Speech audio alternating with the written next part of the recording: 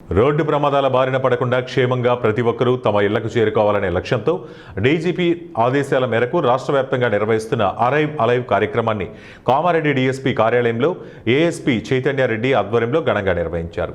ఈ కార్యక్రమానికి జిల్లా ఎస్పీ రాజేష్ చంద్ర ముఖ్య అతిథిగా పాల్గొని కీలక ప్రసంగం చేశారు. ఈ సందర్భంగా నిర్వహించిన కార్యక్రమంలో మొత్తం 136 మంది డ్రైవర్లకు ఉచిత కంటి పరీక్షలు నిర్వహించగా వైద్యుల సహకారంతో సుమారు 20 మందికి ఉచితంగా కంటి అద్దాలు పంపిణీ చేశారు. చికిత్సలు అవసరమైన వారికి డోనర్ల సహకారంతో పోలీస్ శాఖ తరపున చికిత్స చేయించేలా చర్యలు తీసుకుంటామని ఎస్పీ భరోసా ఇచ్చారు. ఈ సందర్భంగా ఎస్పీ రాజేష్ చంద్ర మాట్లాడుతూ రోడ్డు ప్రమాదాలు ఎవరిని వదిలిపెట్టమని, ఒక కుటుంబ యజమాని ప్రాణాలు కోల్పోతే ఆ కుటుంబానికి కోలుకోలేని నష్టం జరుగుతుందని ఆవేదన వ్యక్తం చేశారు. రోడ్డు ప్రమాదాలు అరికట్టేందుకు గత ఏడాది కాలంగా పోలీస్ శాఖ ప్రత్యేక చర్యలు తీసుకుంటోందని తెలిపారు.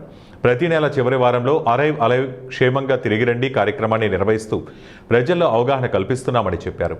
ఈ నెలలో ప్రత్యేకంగా డ్రైవర్ల కంటి చూపుపై దృష్టి సారించినట్లు ఎస్పీ తెలిపారు. వయసు పెరిగే కొద్దీ చూపు మందగించడం వల్ల ప్రమాదాలకు అవకాశం ఉందని, అందుకే డ్రైవర్లకు ఉచిత కంటి పరీక్షలు నిర్వహిస్తున్నామని వెల్లడించారు. పోలీస్ శాఖ చేపడుతున్న చర్యల ఫలితంగా జిల్లాలో రోడ్డు ప్రమాద మరణాల సంఖ్య క్రమంగా తగ్గుతున్నట్లు చెప్పారు. ఫిబ్రవరి 2024లో 22 మరణాలు నమోదు కాగా ఫిబ్రవరి 2025లో 14, ఫిబ్రవరి 2026లో 12 మరణాలు మాత్రమే నమోదయ్యాయని వెల్లడించారు. ఒక్క ప్రాణం కాపాడినా ఒక కుటుంబంలో వెలిగి నింపినట్లేనని పేర్కొన్నారు.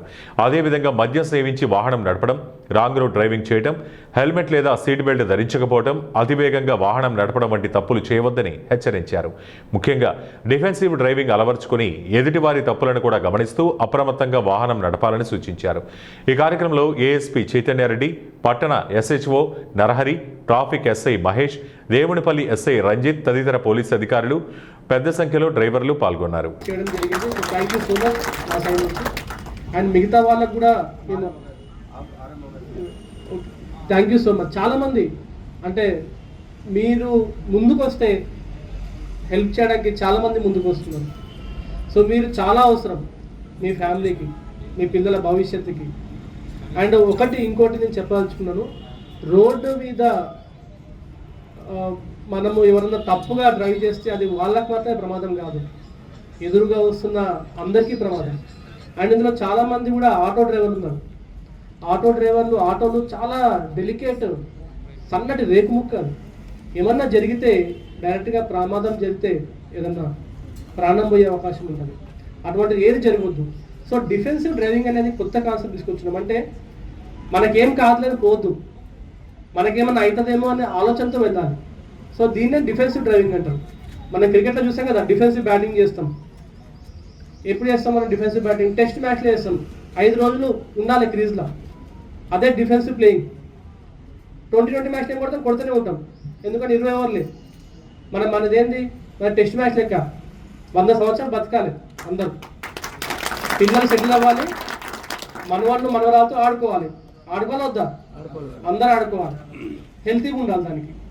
సో దానికి హెల్తీగా ఉండాలి, ఎటువంటి ఇబ్బంది లేకుండా ఉండాలి అంటే మనం డిఫెన్స్గా డ్రైవింగ్ చేయాలన్నమాట. అంటే వాడు చూసుకుంటానే అని పోవద్దు. వాడు ఎట్లాంటి వాడు, వాడు తాగి నడుపుతుందో తెలీదు, వాడికి అసలు డ్రైవింగ్ లైసెన్స్ ఉందో లేదో తెలీదు. రీసెంట్గా ఒక యాక్సిడెంట్ చేసినప్పుడు మైనర్ పిల్లోడు క్లీనర్ డ్రైవ్ చేస్తున్నాడు బండిని. ఎవరు తప్పది?